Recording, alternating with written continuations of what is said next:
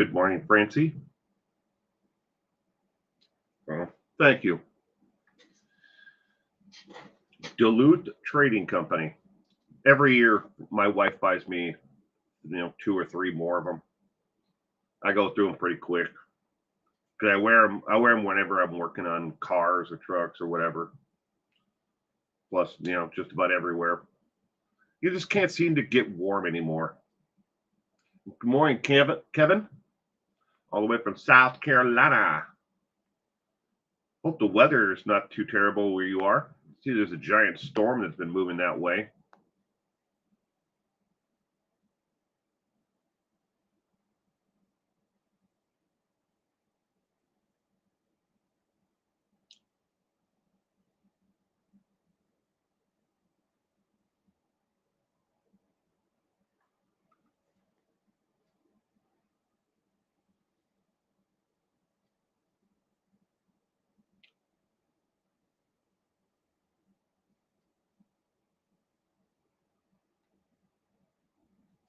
It's hot where Kevin is.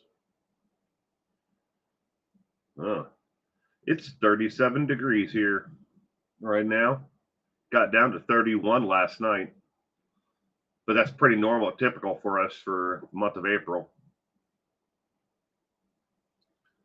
Decon Rebels, good morning from Colorado. Colorado is a beautiful state. I have a sibling who lives in Colorado. She's near Denver, the Denver area. She used to live in Greeley, and then she lived in Fort Collins, and then she moved to the outside of the Colorado area. It's nice there though. I quite enjoy the outdoor activities in that area.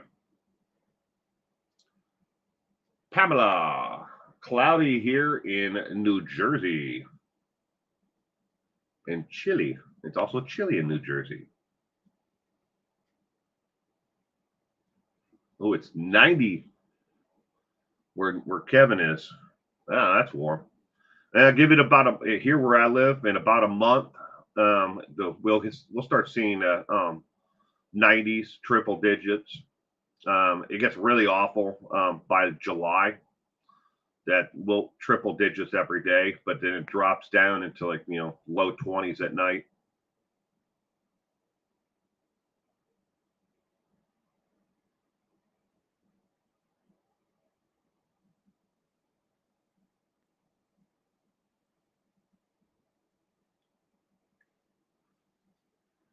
I haven't been to New Jersey in probably 25 years.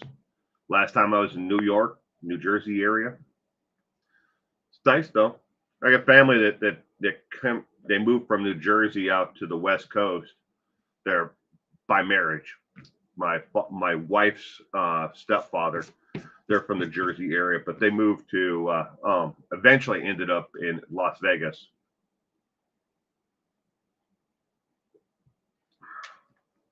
I think that was back in the 60s. They moved out there.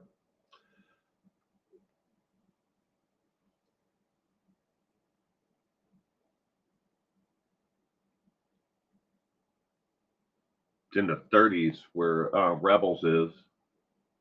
Humidity is what's so bad here in the summer. Nasty hot. Mm.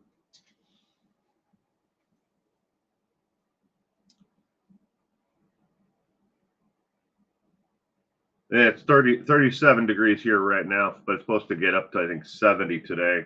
There's a high. We'll see. So we're not doing the normal page 2 news that I normally would do today. I simply just did not have the time to put it all together for today. I had quite a bit of things that came up, this week that just stopped me from being able to do a whole lot of work. So, but we're going to go over the poll question that I ask every Monday. In case you're not aware, every Monday morning by 10 a.m., I put up a question of the week on the community tab here. And a lot of them have to do with either sentencing, crime, or the criminal justice system as a whole. But we're going to go over the last 12 weeks of poll questions. Rebels, we've got a little bit of snow, huh? We almost never get snow here where I live. I live in what's called a high desert plateau area. We're between the Rocky Mountains and the Cascades. So the weather system comes over the top of the Cascades, and it never has a chance to to go down on this side of the valley. So it just goes over the top of one mountain range and then down over the other. But in the high desert plateau, we have cactuses, but we don't get like the giant saguaro cactuses like you'd see in New Mexico, Texas, Arizona, places like that. A lot of sagebrush, scrub weeds, grass. They call it grass, but it's weed. But that's the kind of climate that area I live in. We get very little rain and very little snow. I see you. Good morning. I see you. But again, so back to we're going to go over the last 12 weeks of poll questions. Again, these are questions that have been submitted. People have answered on the community tab here on YouTube. You have spoken, and now let's see the results. Results of the last 12 weeks of questions of the week. All right. Now, these are in no particular order, even though this one says next to the top there 2 months ago. That was 2 months ago, probably when I took the screenshot of the poll question. It doesn't mean it was from 2 months ago. It could have been 3 months ago. It could have been 3 weeks ago. Well, it's got to be more than 2 months, but you get my point. The question was, should court cases be televised? Regardless of the type of cases, child custody, divorce, murder, or drunk driving, doesn't matter what it is. Should it be televised? 48% said yes, it should be televised. 23% said no, it shouldn't be televised. 27% said maybe, depends on case. And 2% would rather talk about honey buns. So in case you're not familiar with what a honey bun is, it's kind of like first off, a honey bun is a very common commissary item in jails and prisons across the United States from commissary. But you can also buy honey buns from Little Debbie at the grocery store. But they're shaped like a cinnamon roll, but they have a clear or a white like frosting on them. But 2% would rather talk about honey buns. For the question, should it be televised? There's been a lot of push, from like court TV shows that that have wanted to have more access to the court system, because in a free and just society, we should be able to see and have complete access to the courts. Now, there have been a lot of judges, particularly, I'll give you a couple of examples. First example is the Lori Vallow and Chad Daybell case out of Idaho, where they both killed or had their her two children, Tylee and JJ, murdered, and for their bizarre, twisted reasons, believing that they needed to be sent to the other side of the veil. Well, in that court case, and in her current case in Arizona, they have not allowed the cameras in the court system for parts of both of those cases. There's other, cases that have happened where they have decided, because it may taint the jury pool, we're just not going to allow, cameras in the courtroom at all. But again, on the opposite side, the other hand, if you will, a lot of different outlets have been asking for more access to the courts. They should be open, and why not? I I don't necessarily believe that we should have cameras in the courtroom for child custody cases, especially if the children are involved there, minors. But if it's just the two parents just fighting it out and duking it out on in the courtroom, we should have it, as long as there's no, juveniles there. Murder, Definitely. I think every murder case should be, televised.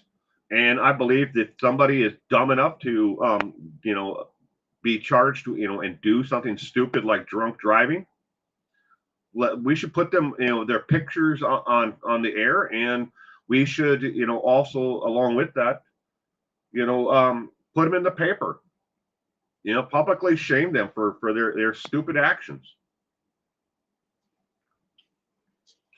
All right, next question.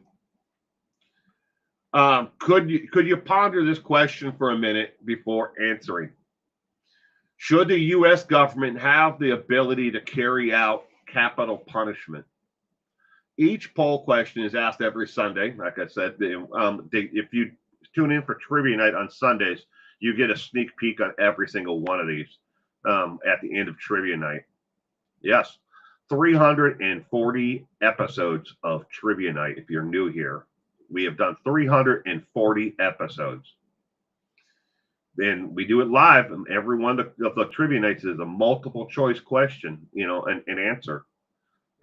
Multiple choice answers, not multiple choice questions. But anyways, so should the federal government be allowed to carry out capital punishment?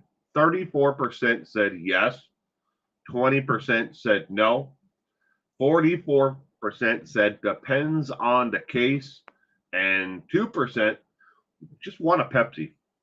That's all Mike ever wanted was a Pepsi, and she wouldn't give it to him. That's a Suicidal Tendencies reference. But I just want a Pepsi. 2%.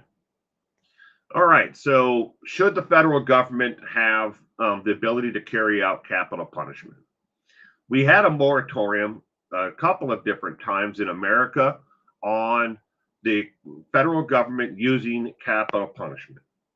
When Trump was in office the first time, not this current time, but the time before, he reenacted and reinstalled the capital punishment at the federal level, and then put it on an expedited,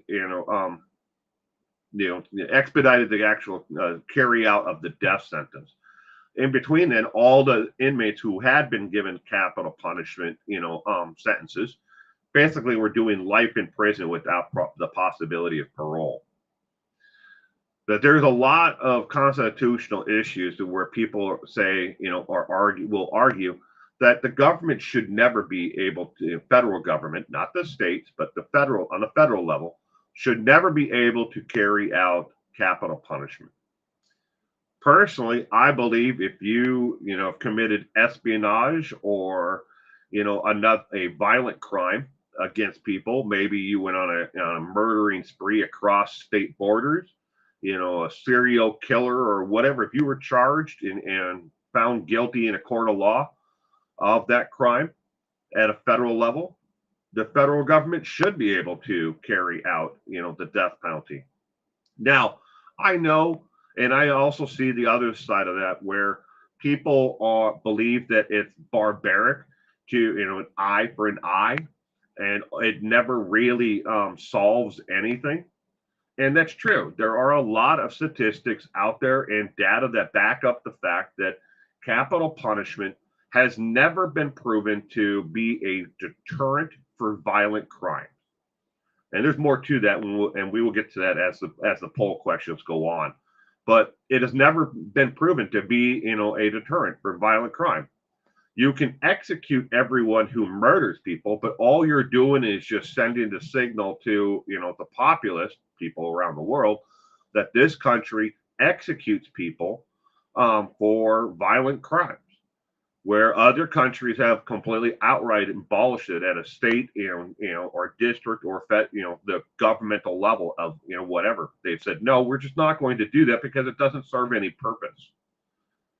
Now, if you look at what it costs to, to house an inmate, like say, Gary Ridgway, or, the son of Sam, you look at what it costs to execute them versus, house them, for 30, 40, 50 years or until they die of natural causes.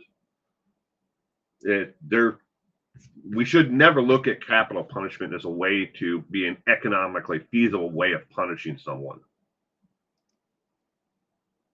And good morning, Pippadot and Sprinkled Donut. Sorry if I missed anybody else.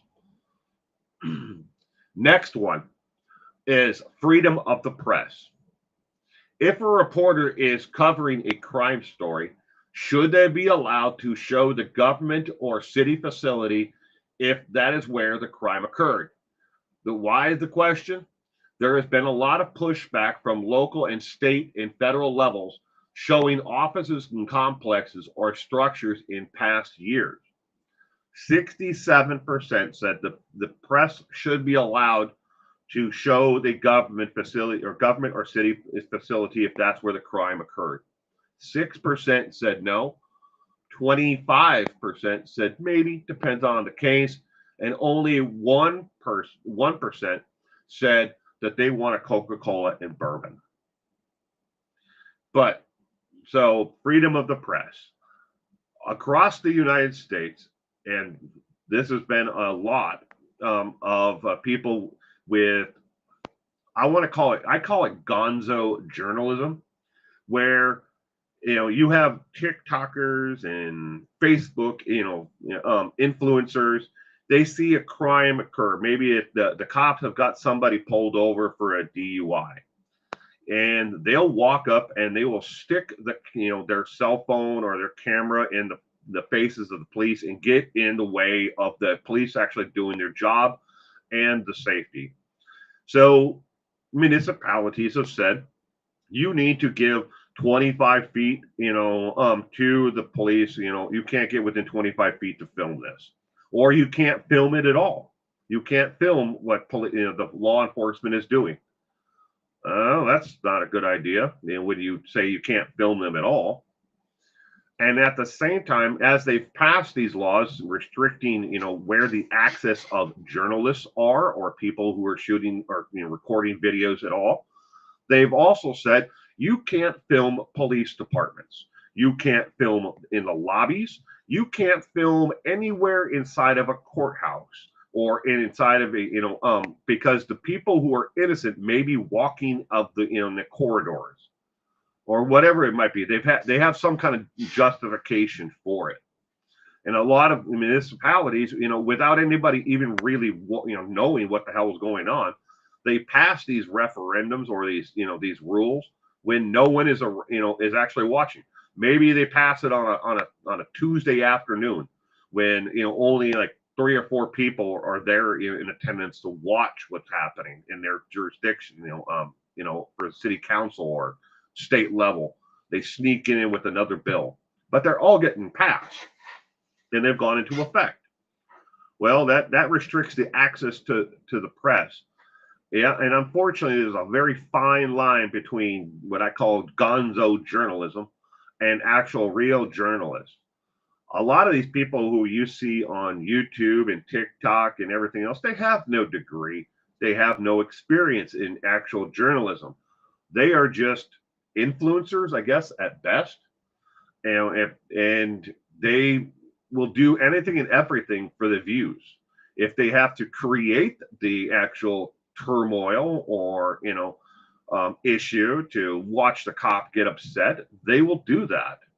In case in point, audit these auditor channels where people film the police and they know they're not allowed to film them on purpose, and they say that you're restricting their access and they're the freedom of the press, and they scream name a constitutional amendment or whatever, and 90% of the time they're wrong, but they do it anyways because it brings in the views to their TikTok or YouTube channel or wherever the hell they're posting it to. But should they be restricted? I'm not talking about real journalists before the gonzo journalists. No, you should be allowed to film if the crime occurred there. Yeah, if you show a public office or a police department, maybe the crime happened in the parking lot of a strip mall, and there just happens to be a police substation there. You should be allowed to do that, show that. and not be restricted, because, hey, you can't film that building in the background because there's a police substation around the corner. But that's how far some of these laws and rules have gotten. They've pushed it. Okay, you can't show this at all. You can't show this parking lot where this person was abducted, and shoved into the trunk of their car, because there's a government facility that shares this parking lot with this office complex. And then there have been quite a few examples where municipalities and stuff have gone after these gonzo journalists and real journalists, television stations, newspapers, and made them take down videos or content and that has shown anything like that, in the parking lot, or a building or a lobby of a government or city facility. And they threaten them with the journalists with arrest if they don't take it down. That's wrong. And 67% again said you should be allowed to show it. Next one. Should there be a limit on how many appeals an inmate sentenced to death should be allowed? 68% said yes. 9% said no. 20% said it depends on the case. And 3% said that they would rather talk about funnel cakes instead. If you've never been to a circus or to a fair, you will probably never understand what a funnel cake is. But 68% said there should be restrictions on how many appeals a death row inmate should be allowed. Yes, there should be. Unfortunately, we do not have in America an avenue to expedite those appeals. Some appeals, and the average, across the United States, you take every state that is actively using the death penalty and those who may have a moratorium on it, and someone was already, sentenced underneath old rules before the moratorium, and those who actively use, the death penalty. The average inmate will sit on death row for 22 to 30 years on death row before they are executed, because of the length of time it takes for the court system to process through all of the issues. Court, questions about evidence or the appeals process. It takes that long. Now, at the same time, ladies and gentlemen, it takes 22 to 30 years for the average inmate to be executed who has been sentenced to death in states that actively use the death penalty. We have seen inmates exonerated from death row. We have actually executed inmates that were innocent.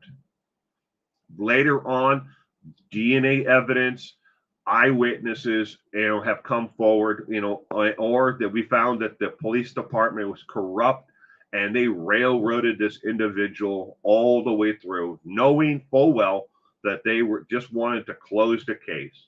The prosecutor wanted that win on their record so they could get reelected. We have had actual cases like this. That is unfortunate, but that is the system we have. But we have found people afterwards, oh, this person was executed, and then later on the DNA evidence came back and said, this person wasn't the person who was there. We have this DNA that matches another inmate in another state who's on death row there. And then they go talk to that person, and that person's like, oh yeah, I did it. We have had cases like that. We have had cases where people, before they were on death row, they had a death by date where they were going to actually be executed. And maybe it was a year from then, or 2 years from then. They usually don't give the inmate that death date, that far out, but just go with this. We have found that these inmates, are innocent. Now, that's a very small percentage of inmates who have actually been on death row, who have been found, innocent later and exonerated. There are some states, though, Even when the government has admitted that the individual is innocent, they then have to go back to court and fight to get released from prison. Even if the state attorney general says let them the hell out, they're innocent.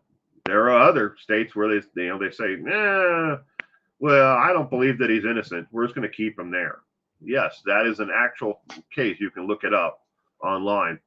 We have an inmate who was found not guilty after a trial, and he is still there, and they have no release date for him. But back to the question, though, should there be a limit on appeals? Yes, and there currently are. An inmate who has been sentenced to death doesn't have 200, appeals. They have generally about 12 to 16, right in there. Depends upon the evidence or whatever, the circumstances of the case. That is the maximum right in there that, any death row inmate will have. So again, 68% said yes, there should be limits on it.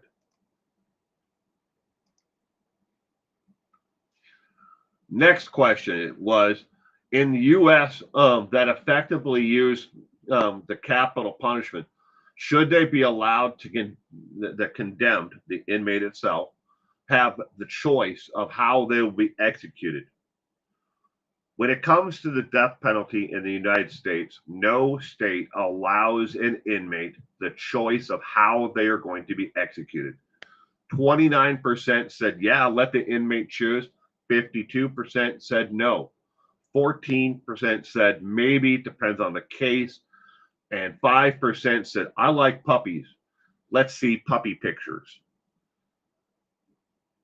So there is no state that allows the inmate the choice on execution. They can choose, as in the method, like, I would like to die by lethal injection. They can note their actual choice, but if the state says we can't get the phenobarbital for lethal injection, you're going to hang. That's the method that they will go with. They have the ultimate decision. The inmate can, yes, in every state that does have the execution and uses the capital punishment, they can submit their request, but the state does not have to listen to it, and they have never listened to it. Well, I shouldn't say never.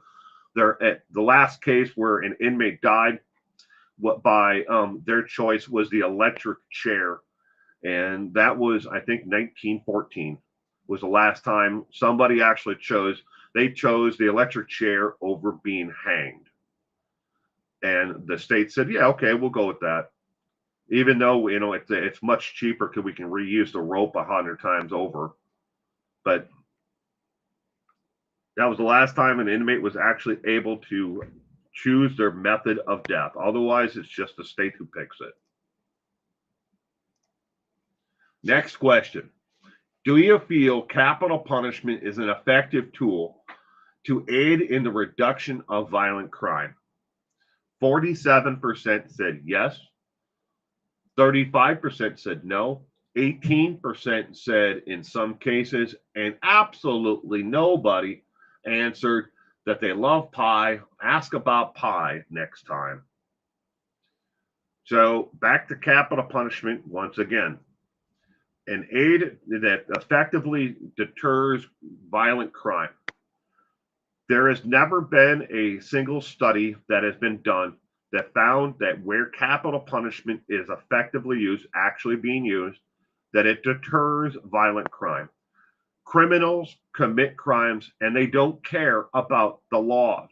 They don't care about the punishment. They do it anyways.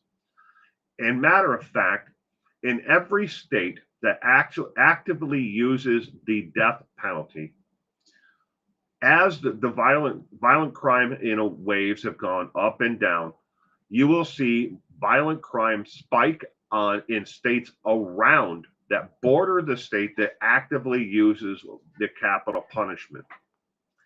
Example, the state of Texas. Texas actively uses the capital punishment for crimes committed in their state. If the state of Texas could have electric bleachers and electrocute 10 inmates at a time, they would. Trust me on that. If they could get away with electric bleachers, they would. But as violent crime rates have gone up and across the United States, because they don't just stay flat or spike and then never come back down, the crime rates go up and down. Now, as the economy sucks, like right now, you will see more violent crime. People, get desperate and they commit crimes. It's just a matter of fact. If you see the economy sliding, you can bet your ass that crime is going to follow, the opposite direction of the economy. Economy's going down, crime goes up. The economy's doing great, you're going to see us, either a plateau or you're going to see a slight decline in actual crime. Statistics don't lie in that, but I mean, you can make statistics, prove any side you want. But anyways, in the states around the state of Texas, as they actually use the execution for the condemned, we have seen violent crime rates spike in every state around them, even if that state uses it. So Oklahoma borders Texas. So in Oklahoma, the violent crime rate, spikes. But look at the other states that are adjacent to Oklahoma and Texas. Where's the violent crime rates there? You will see a slightly higher, incident rate of violent crimes in the states that border them. I'm not making these statistics up. It's just actual real numbers that you can find online yourself or do the studies. But it's been proven over and over again. The very first study on violent crime and in states that border those that used the death penalty was in 1920. Was the very first time. Yeah, during the 1920s, the Roaring 20s was when they did the first study, and they found then that violent crime in the states that border those that have actively used the death penalty saw a higher violent crime rate. It's not consistent. Like, hey, Texas uses the death penalty. Tomorrow you're going to see 400 violent crimes, in Arizona or New Mexico, or example, it's the other states that border it. No, it's not like a massive amount. It's a slightly higher number of violent crimes because is the inmate actually deciding, well, I'm not going to commit this crime in this state. I'm going to commit it there. No, again, it's just the way that the people are. Maybe they say, well, you know what? Bobby, Joe, he works for the oil company and he travels across the state border from, Texas into Arizona. I'm going to kill Bobby at his work site because I know if I do it in Texas, they're going to give me an electric chair. They may actually make that tiny little decision and their factors there. But if they want to kill Bobby, they're going to kill Bobby at his home in Texas. So again, it's never been an effective tool. And how do they know if it's never been an effective tool? Those who have been sentenced to death in every state that is used the death penalty before the moratorium federally in 1970s, and those who are still actively using the death penalty to this day, they've asked every inmate, when you committed your crime, did punishment actually come into your decision making if you were going to commit the crime or not? Now, obviously, they're not going to answer that question if they believe and they're still trying to appeal the sentences. Well, I'm innocent, because every inmate in prison is innocent. Everyone. If you ask them, I'm innocent. I got railroaded. It wasn't me. It was somebody else. So, next question.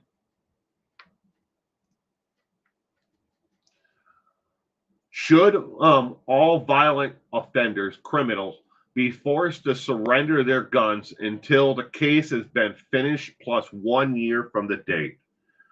This is based on a law that was actually written up and entered into the House of Representatives in the state of California.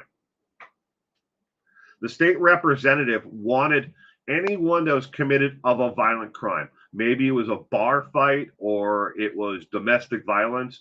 or whatever it may have been, if it was a violent crime at any level at all, they wanted them to surrender and lose their rights to own a gun, not only through the duration of the case itself until maybe they, in 5 months from now, the court case is done and they were given, 2 years probation. Give them the 2 years probation. So you lose the guns when you're arrested, the 2 years for probation plus 1 year after that before they would have the rights to get their guns back. Now, this law, if they wanted to pass in California, there were several people who backed the actual law itself. It never made it out of the subcommittee, but it was entered into this, for debate in the state of California. 85% said yes, they should lose their gun rights and their guns until after the case has been completed plus 1 year. 3% said no. 10% said maybe, depends on the offense. And 2% said they like donuts. Do you?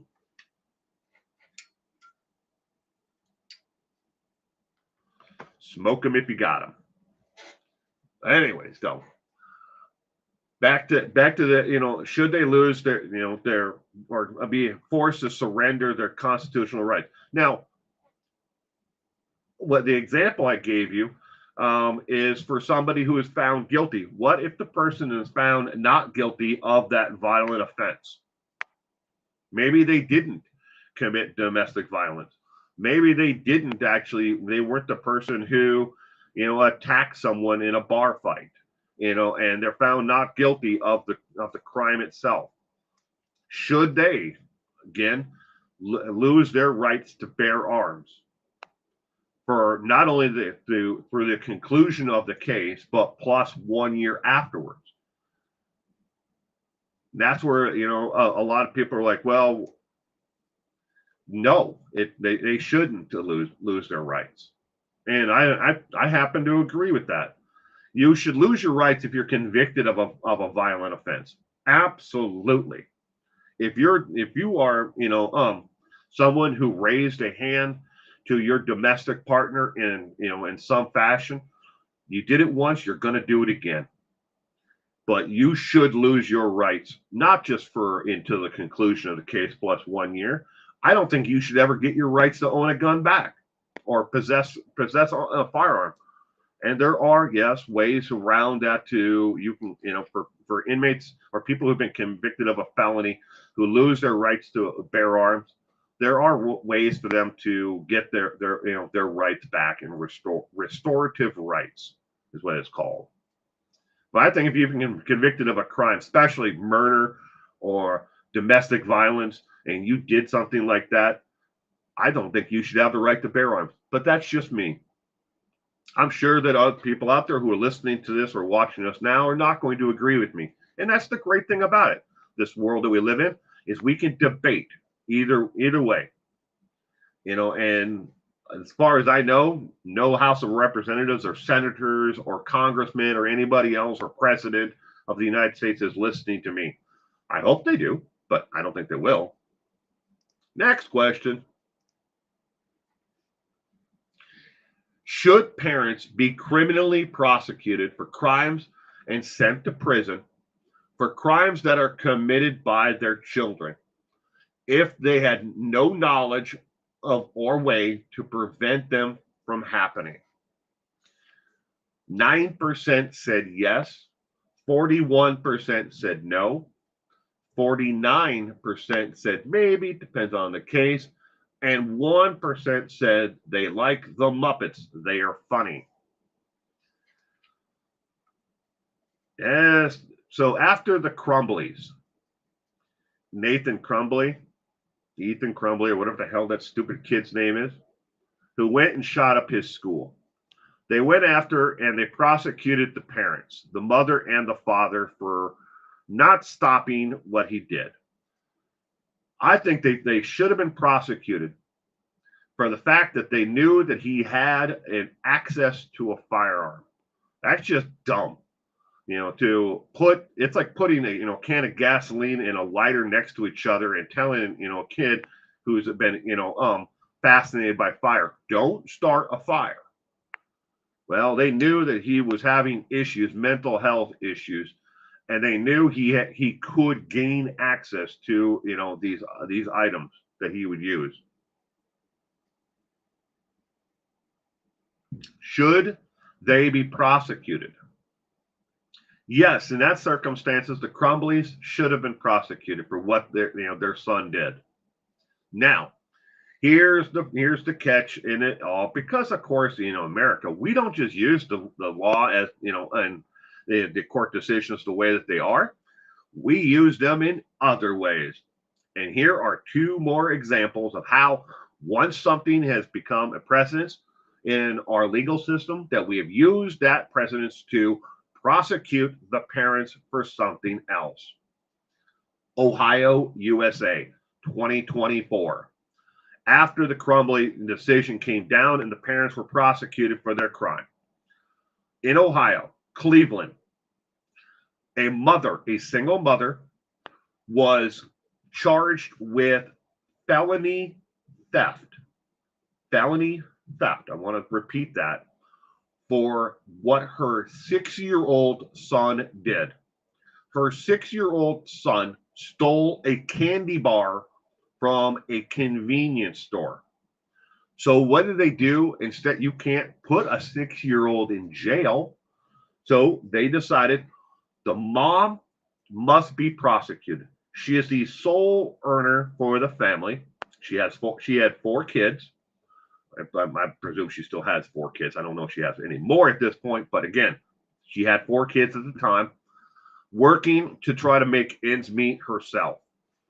And the prosecutor wanted to go after and charged her criminally, again, with a felony charge for what a 6-year-old kid did. Does that make it right? We've got the precedents on the books. You can go after the parents to prosecute them for what their children did. In that case, from Cleveland, Ohio, she ended up taking a plea deal, entering an offered plea to the actual charge, which means that she is not saying that she is guilty, but she believes that the state has enough evidence to prosecute her for the crime. If she would have been found guilty of it, all 4 of her kids would have went into foster care. She would have lost her job. She would have lost her home, her car, everything that she had, because the mandatory minimum sentence in Cleveland, Ohio, for the crime, if she was convicted of it, is 30 days in jail for her son stealing a candy bar. Now, is that right? No. Should someone have to pay for that candy bar? Absolutely. But at the same time, they're trying to say, look, you're a parent and you were a bad parent. You didn't control your 6-year-old child from committing a crime. We must throw the book at you. In this case, the mother was fined $548 total. That included court costs, her court-appointed attorney who helped her enter the offered plea, and of that $548, $116 of it went to the Crime Victims Compensation Fund. The court got everything else from this single mother, again, who is trying to, do the best that she can and raise 4 children. None of her other kids, according to WGN, have been convicted of any crimes at all, but her 6-year-old stole a candy bar. Want another example? Here's another one. This one comes to you from Washington State, reported by Cairo News. Cairo News reported that a 17-year-old girl was arrested for vehicular assault. She ran her car into another girl in a parking lot, backing out of her parking spot too fast. They didn't go after the 17-year-old. They went after her parents. They dropped the charges in that case, but they were going to charge the parents, both of them, mom and dad, with assault and battery. Again, you pass a law, you get one prosecution in one state. It doesn't mean you can't use it in another state and you can't go after the parents. Where do we end? If I got a 25-year-old daughter, if my 25-year-old daughter does something stupid, are they going to come after me? If I do something stupid, are they going to go after my parents? Where do we draw the line? At what age? And we obviously, if we're going to start at 6 years old and and go after that mother, why don't we just do it at 35 or 51 or 58? Where do we draw the line? And who's responsible and how long we have to hold there? Is there ever going to be a line where we say, you know what? But you're kind of using this, this precedence for the wrong reasons. We wanted it to be after, a crime like, a mass school shooting. That was what it was. And yeah, the parents in that situation should have been prosecuted for something, or, at least, done something, community service, whatever. But that's the way we live. The world we let these people, and we put them in power and we say, here, run with it. Be tough on crime. Next question. Should inmates condemned to die or given a natural life term, which means that they are in prison without the possibility of ever being released, that is their actual sentence, be allowed to take part in college courses funded by taxpayer money? 10% said no. 10% said yes. 69% said no. 19% said maybe, depends on the case. And 2% said, how about them Smurfs? Evil or tools of good. It actually cut off the word good there. So, college courses. Should we allow inmates who are going to die or serve the rest of their lives behind bars access to college courses that are funded by taxpayers?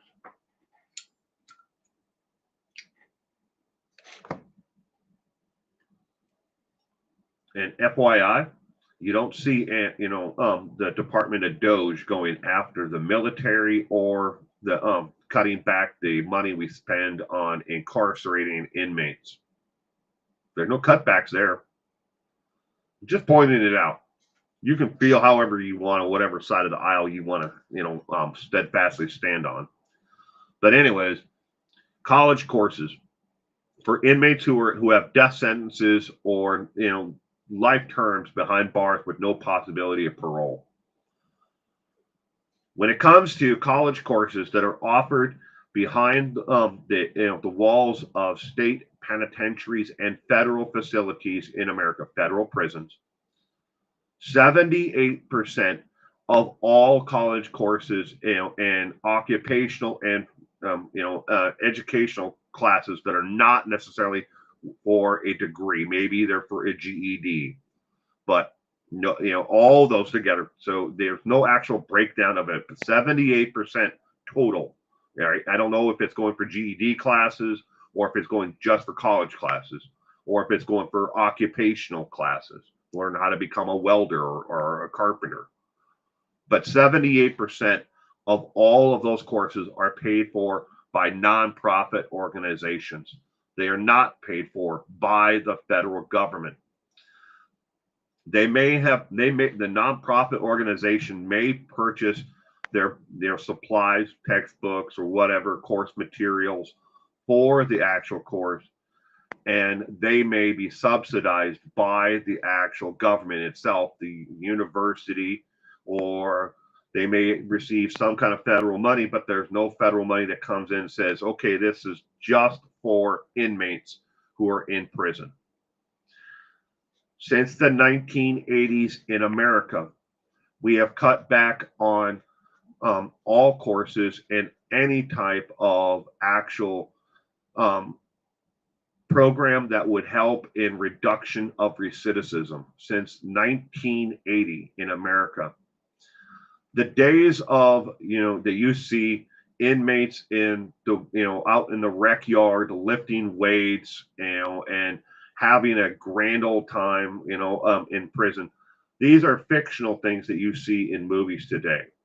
Most prisons in America have completely removed anything that could be used as a weapon from the recreational yard. Yes, some of them still have basketballs or soccer balls, but we're talking about like free weights or anything that can be used as a weapon in itself, barbells, whatever. But most prisons have. Not all, but most. College courses, again, 78% of the courses are paid for by nonprofits. And there are a percentage, but I don't know what the total number is. I was never able to narrow it down. But I think it's close to 5% are actually paid for by churches or religious institutions. But I can't prove that 5% at all. They just kept on popping up in the statistics, but I don't know. But again, 69% said no, don't use my taxpayer money to educate inmates who are never getting out. It's a waste of money, is how a lot of the comment section on that was. But they have found that if you have an idle inmate who has nothing to do except for sit around all day long and stew in their hatred and everything for everything around them, they will become disruptive. They will become more violent behind bars. Next question. Should there be stronger restrictions on what inmates receive in the mail from their family and from commissary? 65% said yes. 7% said no. 25% maybe, depends on the inmate. And 4% said they like hip hop music. Restrictions on commissary. If you are in general population in a state prison, you have access to the entire commissary unless you have some type of disciplinary issue. Maybe you've been found that, if they have on commissary oranges, that you've been found to be making some kind of a liquor from the oranges, then they will restrict you from getting the oranges itself, if those are available in your state and jurisdiction, wherever you may be incarcerated. But generally, those on who are on in prison in general population have access to the entire commissary. Commissary in prison is a money-making machine. Oh my gosh! In the state level, it's better than a casino because you have a completely captive audience who is there and can't go anywhere. And who are they going to go buy? They can't go buy from somebody else. They have to pay your prices. If you want to charge, 30, 60 cents for, a packet of top ramen, there's going to be a point where inmates won't buy it anymore because they can't afford it because nobody's putting enough money on their books to be able to buy commissary. But you have a captive audience. You can charge whatever you want. You can limit whatever you want, and the state does already. They could say, well, all right, in our state, you used to be able to have, MP3 players and televisions in your cells. We're going to do away with all the televisions and all the MP3 players, tomorrow, because we don't like you enjoying any part of your stay here at all, even if it's a tiny little bit. Yeah, that's the way it is. Should they be restricted by what they receive from families?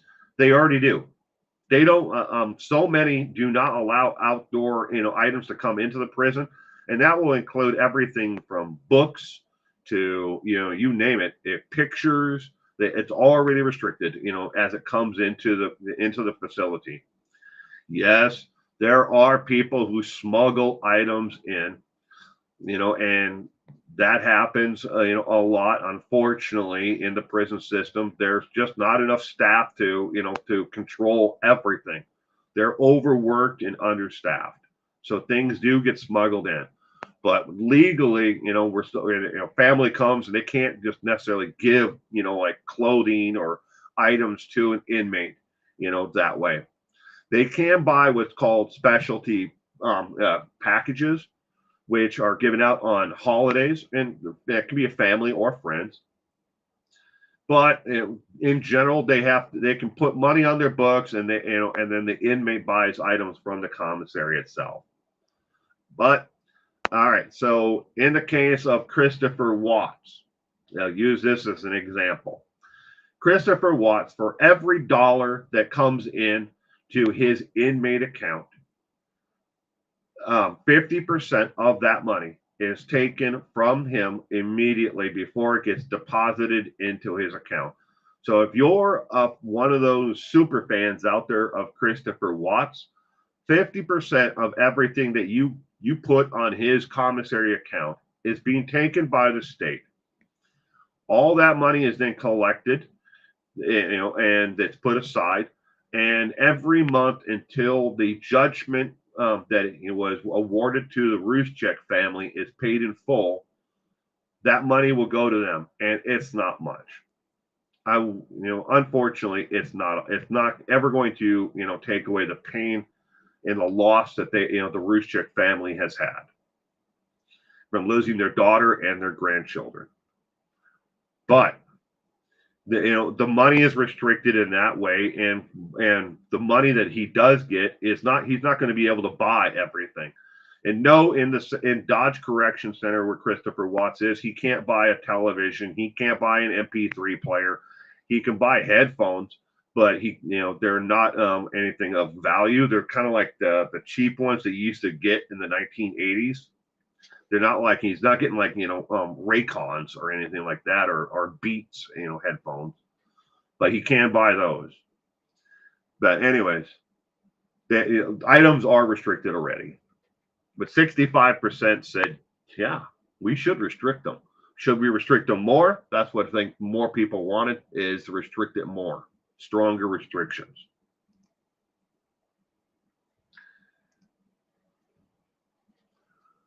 Next one is, should appeals of death sentences for inmates be heard in court before other cases?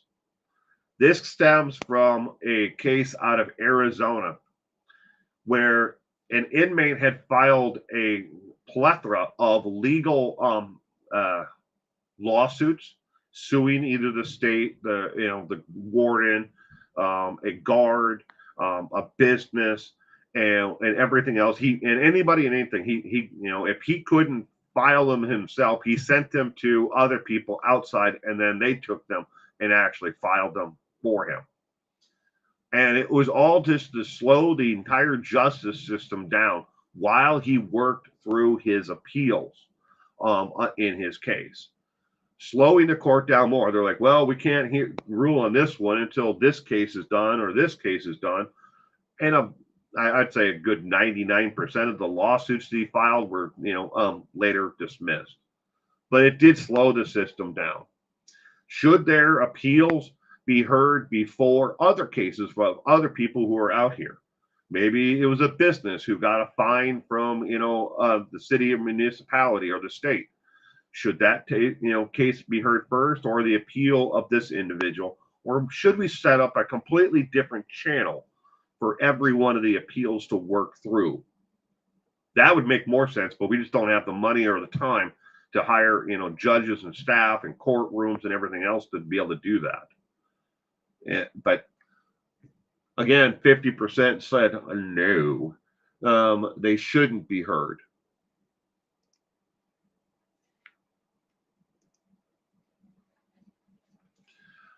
Should any prisoner be placed in administrative segregation or ADSEG for their protection? 46% said yes, 15% said no. 36% said maybe, depends on the inmate, and 3% said, I like Pokemon. Pokemon's good. All right, so this question came up after the trivia night where we did it on Jeffrey Dahmer. Jeffrey Dahmer. I don't know why, and I don't know where, but a lot of people assume that Jeffrey Dahmer was in general population. No. Jeffrey Dahmer, when he was sentenced and put in prison, he was in ADSEG, or administrative segregation, there in the prison. He was not in general population. Some people, for some reason, believe he was in general population. That I don't know where it actually started from, but you can, request the Freedom of Information Act, file a Freedom of Information Act request, a FOIA request, with the actual Bureau of Prisons. And it says right at the top of the form, next to Jeffrey's security level, ADSEG.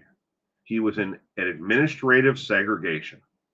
A general population, inmate is the one who beat and killed Jeffrey Dahmer because of series of air quotes,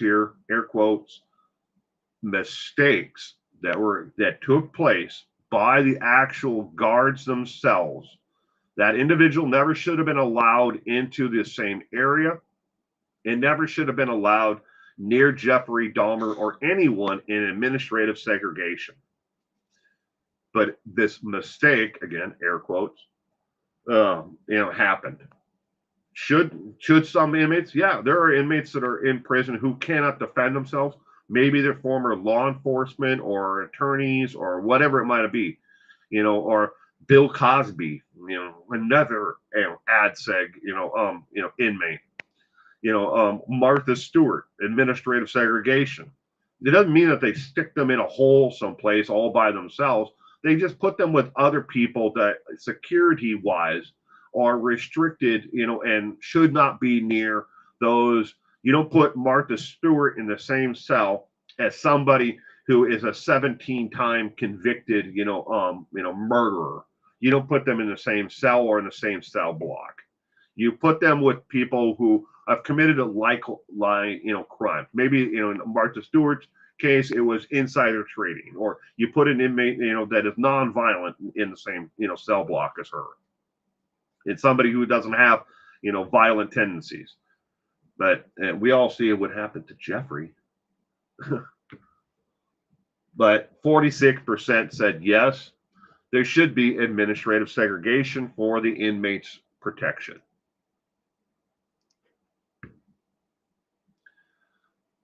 All right.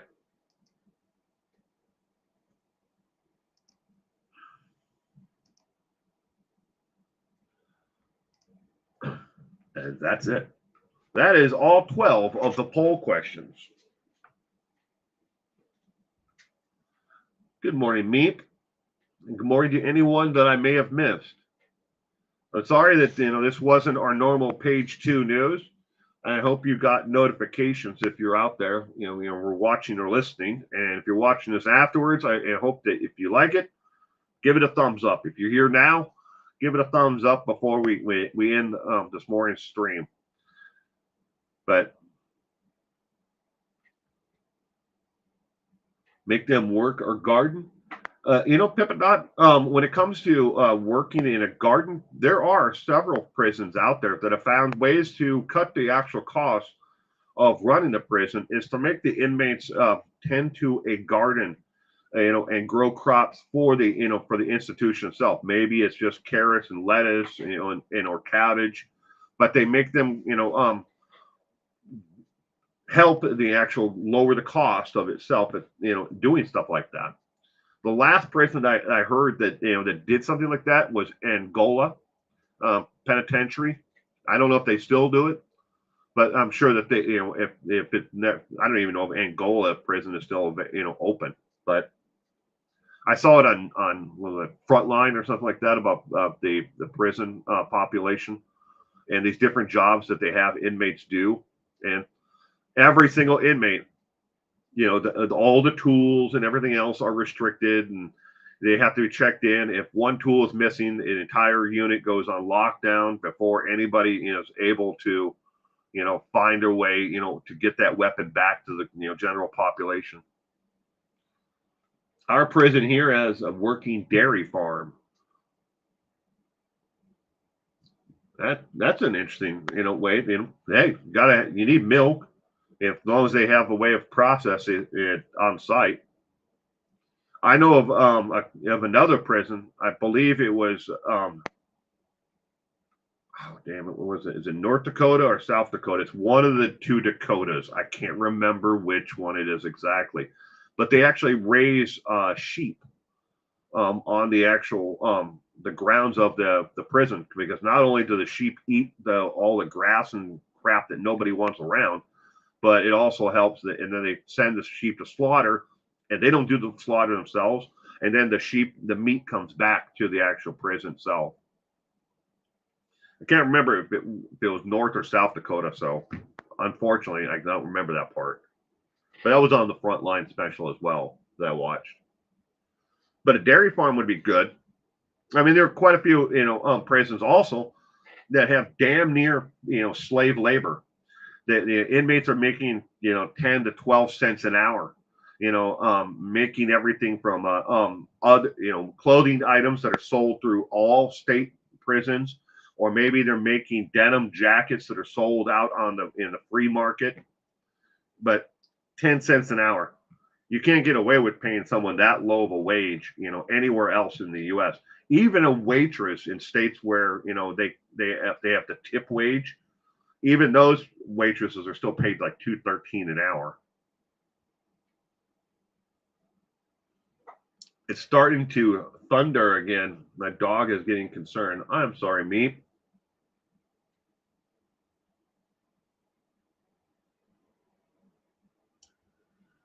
I remember a dairy farm out in the country. I think it was the last place to go before release.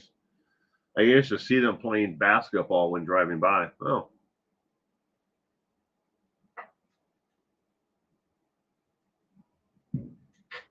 But there are some penitentiaries that do try to teach inmates, those who are going to be released. Don't forget, 76% of all inmates who are in a penitentiary right now, okay, 76% will be released eventually. If we treat them like absolute shit while they're in, sorry for my language, if we do that, those inmates who are going to come out, that 76% are going to be hardened. They're going to be resentful of how we treated them while they were incarcerated. Don't forget, a vast majority of the people who are incarcerated right now in America are not there for violent crimes. A vast majority of them are not. We got people who are doing life in prison for selling marijuana. Some of those inmates are still there to this day. Yeah, maybe they commuted their sentence. Well, they were found guilty underneath the 3 strikes you're outlaw, or whatever, and we said, okay, we'll just commute that to 10 years or 15 years in prison, and they're on year number 7, so they got 7 or 10 more years to go before they can get out for selling marijuana. And then, and while they've been in prison, we've watched state after state, pass recreational marijuana laws and open up dispensaries left and right. How would you like to be that person? Will, did you ever see the old black and white movie, The Oxbow Incident? It's a great illusion of the question of capital punishment. No, I have not seen it, Francie.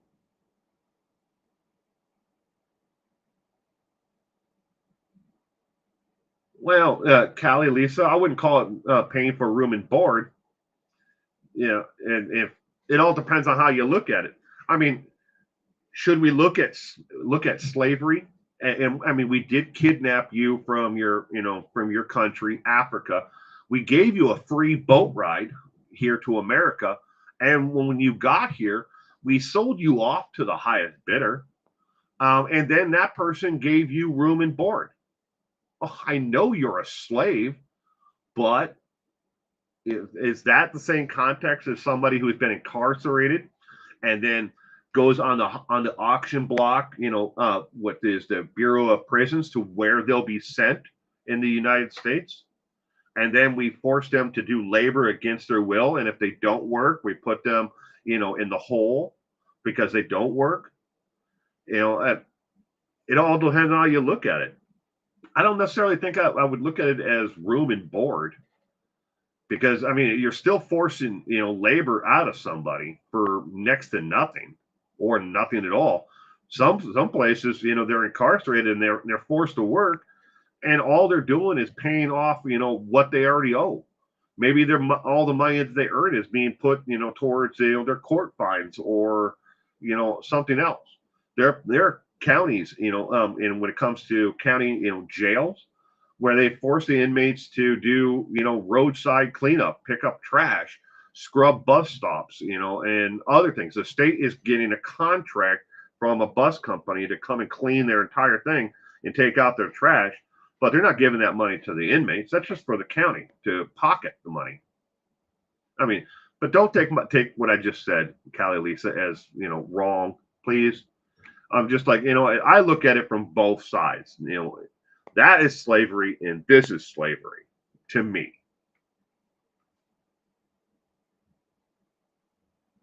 I wouldn't give inmates sheep. I think that it was a thing I'm almost 100% sure it was done by Frontline program, but I think there was like 5 inmates total, and they don't get sheep. They didn't get to take them home with them. Done. But there are also prison programs where they've been able to reduce costs and recidivism by giving inmates pets, cats, dogs. Train the dogs, so they can be adoptable. Maybe they had behavioral issues, so they work with them, and then those pets are able to be adopted, or instead of that that pet being euthanized, they found that if they give the inmate a cat to take care of, that it maybe the inmate's never getting out, or maybe they are getting out someday, and they found that the recidivism rate with programs like that, it actually reduces, I think about 30% of what it said. But I think when it comes to American justice, and the prison system, that we should follow the example of other countries and what they do and how they've lowered their recidivism rate. I mean, look at Norway, Ireland, other countries, United Kingdom. How did they reduce their recidivism rates? We can learn a lot from other people, from other countries, but we don't, because there's too much money in it.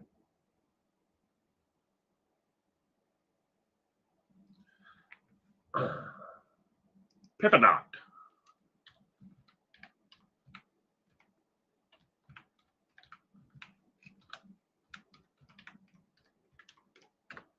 There you go.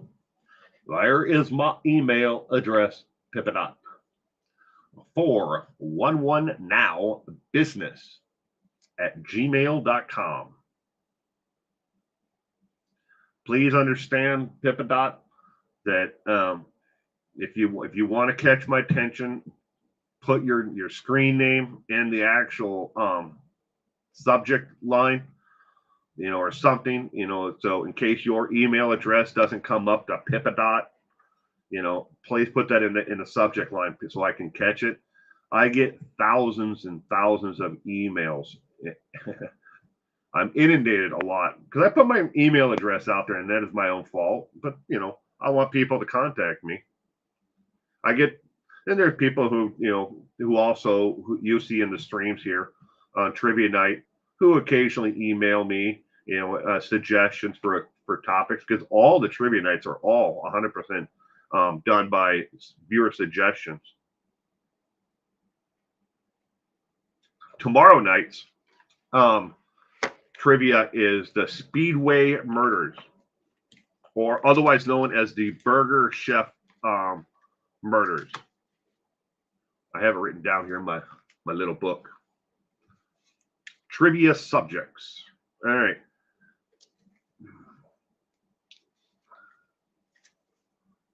When it comes to Sigonell, suggested the Speedway murders. And then Jonah suggested the Speedway murders. Cameron suggested the Burger Chef's murders, which is the same thing. Cement Shoes suggested the Speedway murders. And the Finn suggested the Speedway murders.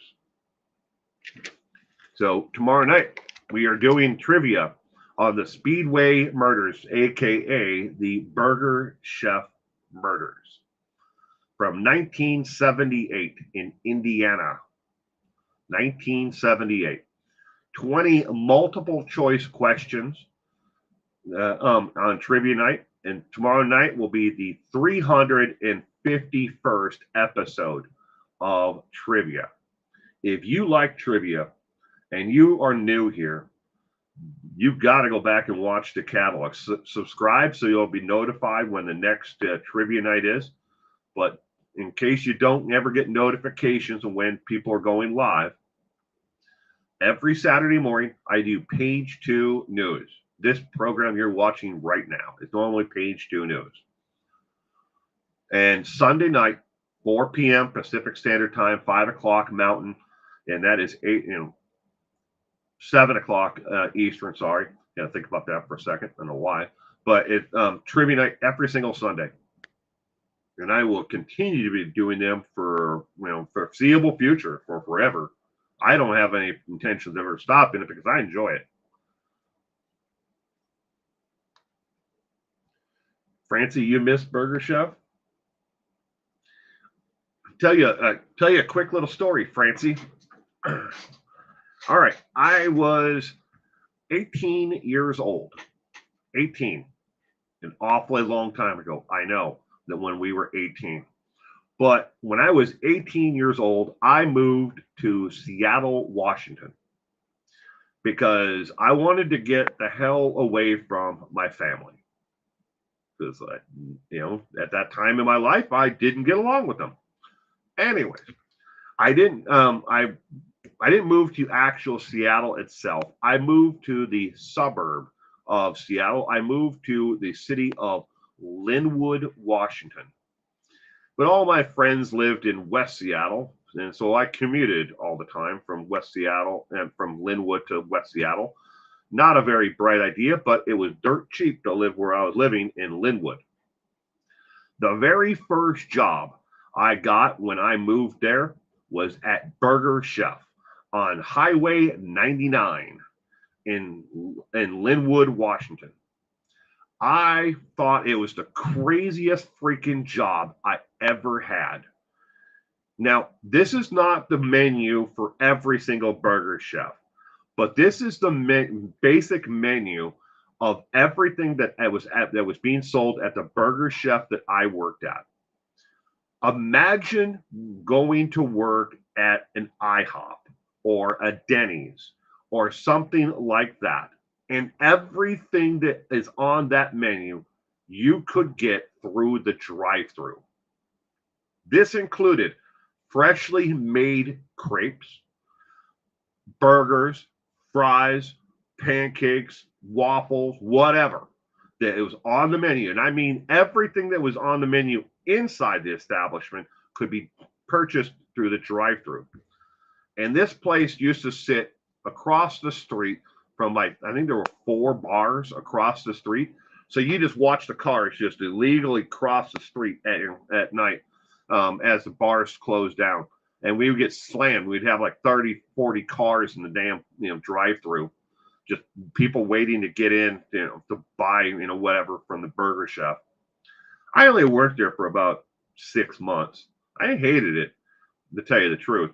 I was just like a line cook. My job was to make crepes and to make pancakes to order. blueberry pancakes, regular pancakes, strawberry pancakes. Name it. I made it right there. And remember, this is a drive-through, so you have to keep this damn thing moving. Plus, make the food for the people coming inside the place at night. That was Burger Chef. It was insane, but I hated that job. That was the only time that I've ever worked any kind of like job like that. But had to pay the bill somehow. I've never worked in in kind of like fast food. I guess that's as close as I ever came to working fast food. Like again, it's like an IHOP or a Denny's with a drive-through. And everything had a time. You had so much time from the time that they ordered it, paid for the food. The clock was ticking. We had a big huge clock above the drive-through window. It wasn't a digital clock. It was like a regular clock. It had so much time on it. You had to get that food in the bag and out the window. There was no like McDonald's has now where you can pull over here, pull over here, pull over here, and somebody would run food out to them. Nope.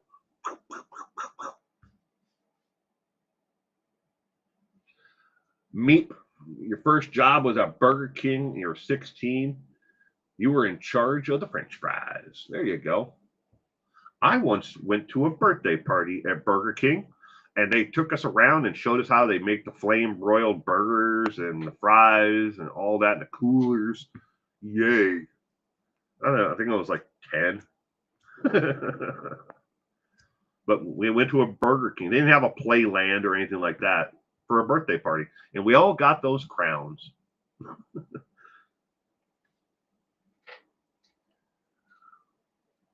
Your first job was at Bonanza, 1978 to 1984. You were turning 12. You were 12, turning 13. Oh. Meep has never been to a Burger Chef. I don't even know if they're still around, to tell you the truth. I don't know. I've never been back to that area. So I have no idea if Burger Chefs are even a thing anymore.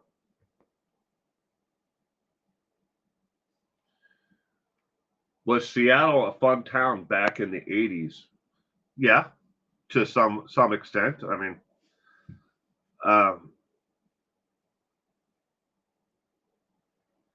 it was unique in the aspect that I was striking out on my own. But yeah, I didn't get along with my family back then, and I thought I had all like every 18-year-old, right? Well, I shouldn't say every 18-year-old, but a lot of males who are 18. You think you have all the answers in life, and you think you know where you're going and what you're doing. You think you have all that worked out. You don't. I lasted in the Seattle area for a couple of years, and then I moved again to the other side of the state.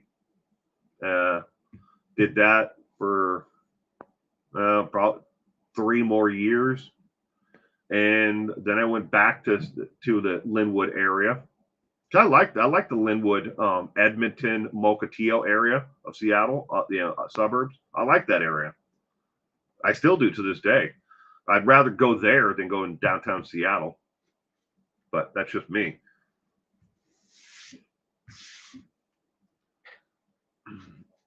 Yeah, we had a Bonanza here. I was going to say, mention that, Pip Dot.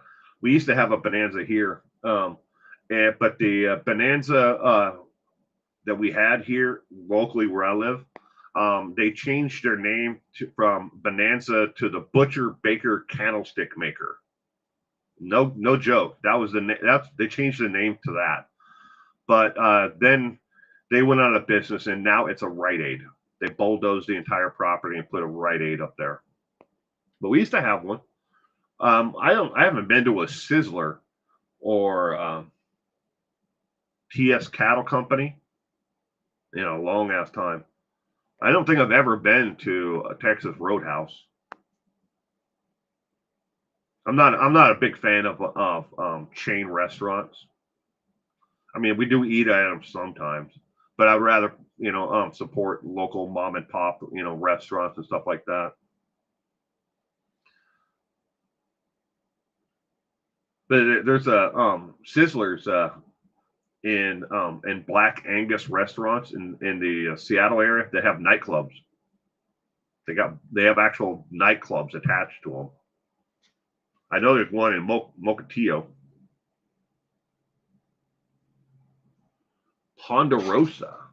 There's a name I haven't heard in a long time. Ponderosa Restaurants. Wasn't Ponderosa started by the guy that was on Wagon Train or one of those? He was an actor. Ponderosa.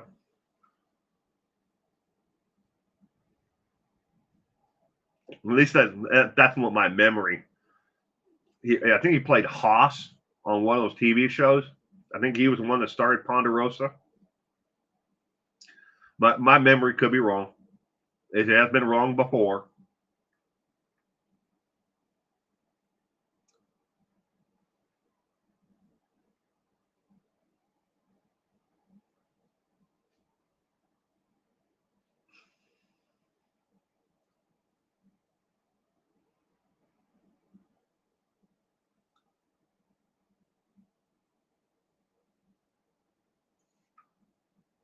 I can't even remember the last time I saw a salad bar.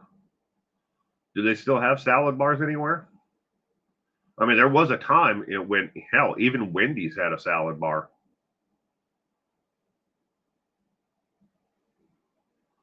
Okay, like Bonanza for sure. Was it Ponderosa or Bonanza? One of those two. Maybe I'm thinking of Bonanza. That was started by the guy that played Haas, or one of those. He was an actor on on television show, Western, that started one of those two chains. I'm almost certain of it. Now it's going to bug me until I look it up. 3 o'clock in the morning, if I don't look it up, it's going to pop in my head and wake me up. Well, ladies and gentlemen, I'm going to wrap up this morning's stream here. Again, I hope that you join us tomorrow if you're new here for the trivia night tomorrow. Tomorrow night, we have 20 multiple choice questions there, and all the subject matter tomorrow is on the Speedway Burger Chef murders from 1978 in Indiana, if you want to look it up, and familiarize yourself with the case. All salad bars have vanished. I hate that I loved salad bars. I'd rather eat a good salad than some of the other disgusting things that they have at restaurants. But I think it was after the E. coli and listeria and stuff like that. I think that's what pretty much killed salad bars. But thank you again, everyone. They have salad works here in New Jersey. But everyone have a great day. I think that I hope that tomorrow will go without a hitch, no issues.